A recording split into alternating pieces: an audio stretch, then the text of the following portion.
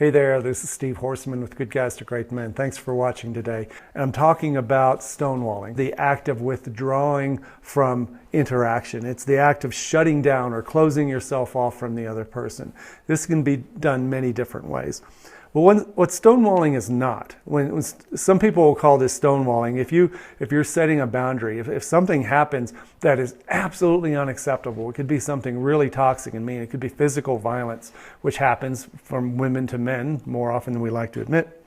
If you're going to set a boundary in physical violence, you're going to have to stand firmly and make sure that you prevent it, that you make sure she knows it's unacceptable, and if you need to leave the room, that is not stonewalling when you're setting a boundary.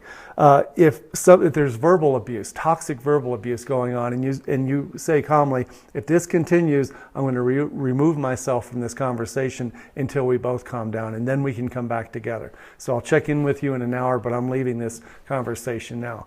That is not stonewalling. Stonewalling is more nuanced, it's more insidious, it's more manipulative and controlling actually, where you do things like maneuvering away subtly, you'll avoid contact, you'll have evasive moves like verbally saying, okay, well, I don't see what the big deal is, or you'll act busy, or you'll be obsessively involved in something like your phone, or pretending you're doing something to ignore or avoid her.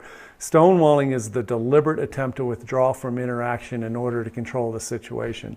Stonewalling does not work. How does it poison the relationship? Again, it erodes trust and connection and attraction. It erodes respect. As soon as either one of you know that you get into a conversation and that the likelihood is going to be silence, that there will be no communication, no interaction, no cooperation, when you know that, it erodes all sense of trust. That foundation of a relationship, which is communication and trust and respect, is gone every time you stonewall. It breeds hopelessness. Stonewalling, whenever you know that you get into a conversation or any type of conflict or problem solving, that you or she's going to go quiet, what happens is that you begin to believe that this will never work. This is hopeless. You start to resent them, and it starts to build the next horseman of the apocalypse, which is called contempt, which I'll get to next week.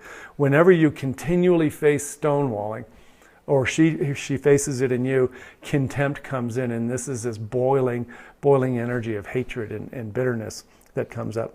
How do you change stonewalling? When stonewalling is coming from you, when you're doing it, when you know you're the one who's quietly maneuvering away, going to the garage, avoiding her, and just giving the silent treatment, you have to know that the stronger man will stand firmly on both feet and stay present.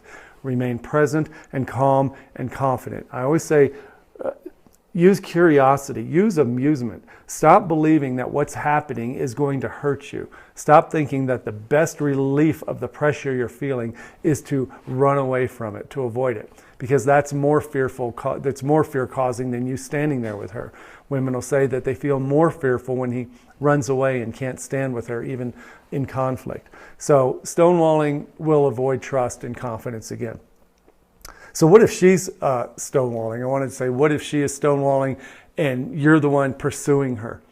A lot of times women will do that, the silent treatment. It's legendary, right? That you've been locked out. She goes and locks the bedroom door and tells you to sleep on the couch. That's stonewalling. Now, first of all, you can call it out. Make sure you understand these terms so you let her know that what you're doing right now is not acceptable. And if you've been doing your work, you'll be able to say that I don't treat you like that and I don't want to be treated like this. So you call it out. Make sure she knows you know what's going on. But you also need to release the pressure. When she is stonewalling, it means she's feeling pressure and she's flying away from it. The worst thing you can do with women or horses, as I say, is continue adding pressure when they're already fleeing from pressure. That just doesn't make sense. You have to back away. You have to wait for the clouds to clear and the pressure to reduce before you come back together. And then hopefully have a conversation where you can talk about this stonewalling not being acceptable and how it doesn't help anything, and make sure that you're avoiding criticism and defensiveness when you re-engage. So I hope that helps you understand what stonewalling is a little bit better, and you now know a little bit more about what to think about it and what to do about it when it happens. Thanks again for watching today. Have a great one. Talk to you later. Bye-bye.